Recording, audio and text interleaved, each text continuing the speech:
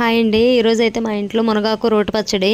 అసలు మీలో ఎంతమందికి రోటి పచ్చళ్ళు అంటే ఇష్టమో కామెంట్ చేయండి. మా ఇంట్లో అయితే ఈ పచ్చళ్ళు ఉంటే అసలు నాన్ వెజ్ కూడా టచ్ చేయరు, అంత ఇష్టపడతారు అందరూ, పిల్లలతో సహా అందరూ తింటారు.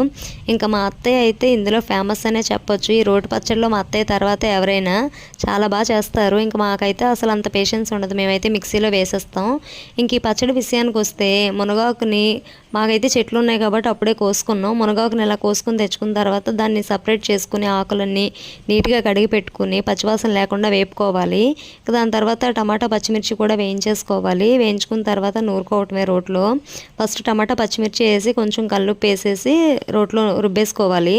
తర్వాత ఈ ఆకు కూడా వేసి నూరేసుకున్న తర్వాత అంతా మెత్తగా అయిపోతే తీసి పక్కన పెట్టుకుని ఈ జీలకర్ర వెల్లుల్లి వేసుకోవాలి.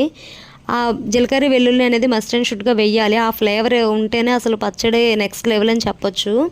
అది వేసి బాగా నలిగిపోయిన తర్వాత ఈ ముందుగా నూరు పెట్టుకుని పచ్చడి కూడా అందులో వేసేసి బాగా కలిపి తీసి పక్కన పెట్టుకోవడమే. అసలు ఇది అన్నంలో కలుపుకొని తింటే అసలు మైమర్చిపోతారు.